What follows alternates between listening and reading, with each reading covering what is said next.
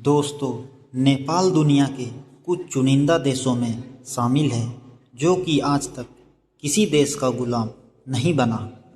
लड़ाई अंग्रेज़ों से हुई थी लेकिन नेपाल गुलाम नहीं बना।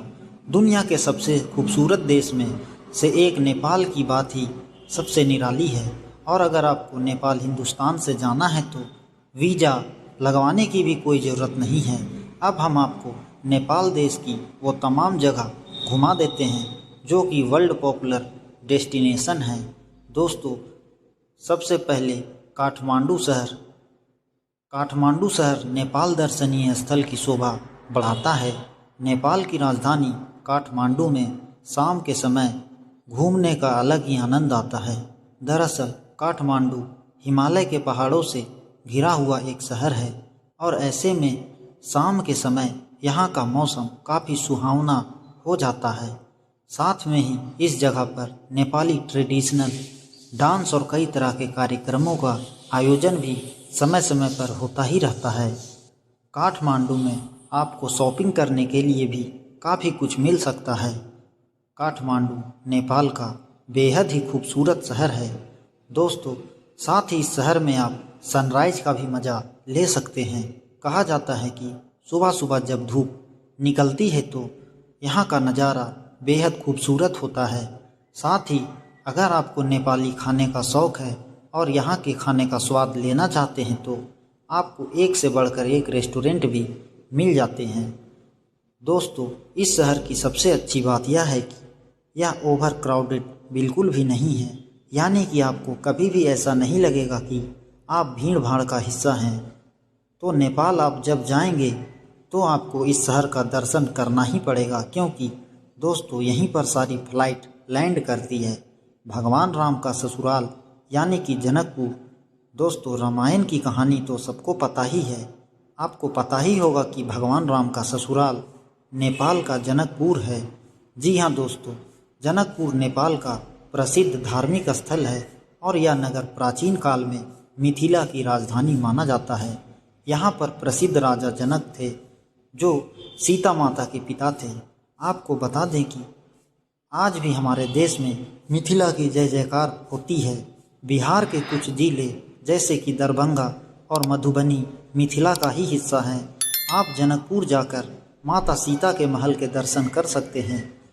जनकपुर में आज भी वह धनुष वैसे का वैसा ही रखा हुआ है जिसे तोड़ने के बाद भगवान राम की शादी माता सीता से हुई थी। अगर आपको रामायण से प्यार है तो जनकपुर में आप रामायण के हिस्से को जी लेंगे। माता सीता के दर्शन आपको वहीं पे मिल जाएंगे। सागरमाथा नेशनल पार्क भी नेपाल का एक बहुत बड़ा पर्यटन स्थल है। जो उद्यान नेपाल दर्शनीय स्थल में 4 चांद लगा देता है और इस उद्यान में माउंट एवरेस्ट को भी देखा जा सकता है। जो लोग माउंट एवरेस्ट नहीं जा सकते वे लोग सागरमाथा राष्ट्रीय उद्यान से माउंट एवरेस्ट को देख सकते हैं। इस पार्क में आपको कई तरह के पक्षी और जानवर देखने को मिल जाएंगे। इस पार्क को प्राकृतिक विश्व धरोहर स्थल का दर्जा भी प्राप्त है। वाकई में यह बहुत ही खूबसूरत जगह है और इस जगह पर जाकर आपको बहुत मज़ा आने वाला है। वैसे भी दोस्तों, जो भी नेपाल के दर्शन करने निकलते हैं वे सागरमाथा नेशनल पार्क तो आते ही हैं। आप भी ज़रूर आ जाइएगा। पशुपतिनाथ मंदिर। दोस्तों, नेपाल दर्शनीय स्थल में पहला प्रसिद्ध मंदिर पशुपतिनाथ मंदिर है। पशुपतिनाथ मंदिर नेपाल की राजधानी काठमांडू में स्थित है और यह बात तो आप जानते ही होंगे कि पशुपतिनाथ भगवान शिव को ही कहा जाता है। यह सिर्फ धार्मिक स्थल के रूप में ही नहीं बल्कि सांस्कृतिक स्थल के रूप में भी काफ़ी प्रसिद्ध है। यह मंदिर भगवान शिव को पूरी तरह समर्पित है। इस मंदिर में केवल हिंदू धर्म के लोग ही जा सकते हैं और अन्य धर्म के लोगों को इस मंदिर के दर्शन बाहर से ही करने पड़ते हैं। यह मंदिर बागमती नदी के किनारे बना हुआ है। इस मंदिर के आसपास काफ़ी सुंदर माहौल देखने को मिलता है और शिवरात्रि के दिन इस मंदिर में पर्व का आयोजन किया जाता है। पर्व के दौरान काफ़ी संख्या में भक्त इस मंदिर में आते हैं। यह मंदिर काठमांडू से मात्र 3 साढ़े 3 किलोमीटर की दूरी पर स्थित है। इस मंदिर में जाने का सबसे अच्छा समय सुबह के दौरान सूर्य उदय का है। जी हाँ दोस्तों, वैसे भी हमारे देश में कई ऐसे लोग हैं जो कि साल में 1 से 2 बार इस मंदिर में जाकर भगवान शिव के दर्शन कर आते हैं। ऐसा कहा जाता है कि यहाँ आने के बाद आपके मन को बहुत शांति मिलती है और आपकी सोच बदल जाती है। आप इस दुनिया की सच्चाई को समझने लगते हैं। अगर आप नेपाल जाएं तो इस मंदिर को ज़रूर देखें, मुक्तिनाथ मंदिर। जैसा कि दोस्तों, मुक्तिनाथ मंदिर नेपाल दर्शनीय स्थल का एक और देखने लायक स्थल है। मुक्तिनाथ घाट यह मंदिर स्थित है। यह मंदिर विष्णु भगवान को अर्पित है और इस मंदिर में शालिग्राम शिला या शालिग्राम पत्थर की पूजा की जाती है। हिंदू धर्म के अनुसार शालिग्राम शिला में भगवान विष्णु का निवास माना जाता है और इसीलिए इस पत्थर को काफ़ी पवित्र भी माना जाता है। इस मंदिर को पंगुरा वास्तुकला से बनाया गया है। वही यह मंदिर हिमालय में 3700 मीटर से भी ज़्यादा ऊंचाई पर मौजूद है, जिसकी वजह से इस मंदिर के आसपास काफ़ी प्राकृतिक सुंदरता देखने को मिलती है। यहाँ के तीर्थ यात्रा करना थोड़ा मुश्किल है क्योंकि इस क्षेत्र की यात्रा हिमालय क्षेत्र की बड़ी पर्वत श्रृंखलाओं को पार करने के बाद होती है। पोखरा दोस्तों, पोखरा नेपाल दर्शनीय स्थल का एक और प्रसिद्ध दर्शन स्थल है। पोखरा शहर के पास ही फेवा झील स्थित है और झील के चारों ओर काफ़ी सुंदर और शांत वातावरण है। जो भी लोग नेपाल घूमने के लिए जाते हैं वो पोखरा जरूर जाते हैं। पोखरा नेपाल का दूसरा सबसे फेमस शहर है और इस जगह पर झील के अलावा कई सारे मंदिर भी स्थित हैं। साथ ही यहाँ की शाम बहुत ही खूबसूरत मानी जाती है। तभी कहा जाता है कि अगर आप नेपाल गए हैं तो एक शाम आप पोखरा के लिए भी रख ही लीजिएगा। जी हाँ, यहाँ आपको नेपाल की ट्रेडिशनल लाइफ स्टाइल देखने को मिल जाती है। यहाँ के होटल में रहने से लेकर यहाँ का खान पान सब नेपाली स्टाइल का ही होता है। यहाँ आप नेपाल को जी लेंगे। लुम्बिनी गौतम बुद्ध की जन्मस्थली है। दुनिया भर के बौद्ध अनुयायियों का तीर्थ स्थल भी माना जाता है। यह स्थान भारत नेपाल सीमा से कुछ ही दूरी पर स्थित है। रोहिणी देही गांव ही लुम्बिनी गांव है। सम्राट अशोक के स्मारक स्तंभ के लिए भी जाने जाने वाला यह स्थल यूनेस्को की विश्व विरासत सूची में शामिल है। सम्राट अशोक ने इसे अपनी नेपाल यात्रा की स्मृति में बनवाया था। यहाँ का प्रमुख आकर्षण केंद्र 8 वर्ग किलोमीटर में फैला हुआ भाग है। इसके अलावा माया देवी मंदिर भी तीर्थ यात्रियों के बीच अच्छी खासी लोकप्रियता हासिल करता है।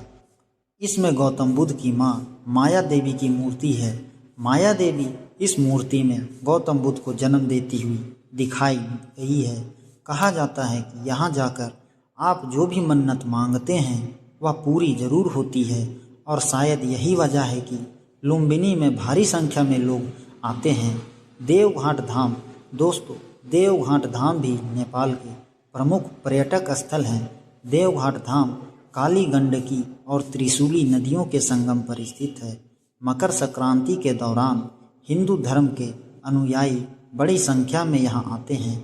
इस दिन श्रद्धालु पवित्र नदी में डुबकी लगाते हैं। इसके अलावा यहाँ पर घूमने लायक कई ऐतिहासिक स्थल भी हैं। दोस्तों, यदि आपकी इच्छा कम पैसों में विदेश घूमने की है तो आप नेपाल जा सकते हैं। नेपाल में जाना अपने देश में घूमने जैसा ही है। इस देश में कई सारे हिंदू मंदिर हैं। हर साल भारत से कई सारे लोग इस देश में बने इन प्रसिद्ध मंदिरों को देखने के लिए जाते रहते हैं। नेपाल देश में मंदिरों के अलावा कई सारे सुंदर पर्यटन स्थल भी हैं जो कि विश्व भर में प्रसिद्ध हैं। नेपाल देश के एडवेंचर करने वाले लोगों के लिए भी यह एकदम बिल्कुल सही जगह है। आप अपनी छुट्टियों के दौरान इस देश में जाने का विचार कर सकते हैं। अगर आप नेपाल देश ट्रिप प्लान करते हैं तो आपको ज़्यादा जेब भी ढीली नहीं करनी पड़ेगी क्योंकि इस देश की करेंसी काफ़ी सस्ती है और आप आराम से 4-5 दिन इस देश में करीब 25-30 हज़ार रुपये में घूम सकते हैं। तो दोस्तों, यह थी नेपाल से जुड़े कुछ बेहद ही दिलचस्प बातें। मुझे उम्मीद है कि आपने इससे पहले इतने रोचक फैक्ट्स नहीं सुने होंगे, नेपाल देश के बारे में, क्योंकि दोस्तों जो भी जगह हमने आपको बताई है यह बेहद ही शांत है। क्योंकि आजकल की भागदौड़ भरी ज़िंदगी में हर एक इंसान चाहता है कि वह नेचर को एंजॉय करे और नेचर को महसूस करे। प्रकृति एक एरिया में जाए जहाँ पर उसे सुकून मिले। ऐसे में नेपाल एक बेस्ट जगह है जहाँ आप जा सकते हैं, जहाँ आप अपने आप को बहुत ही तरोताज़ा महसूस करेंगे। स्ट्रेस लाइफ से आप 2-4 दिन दूर हो सकते हैं। तो दोस्तों उम्मीद है कि आपको आज की हमारे दी की छोटी सी जानकारी पसंद आई होगी। तो आप हमारे चैनल को सब्सक्राइब करें, वीडियो को लाइक करें ताकि नए वीडियोज़ की अपडेट आपको हमेशा मिलती रहे। आप सभी लोगों का बहुत बहुत धन्यवाद।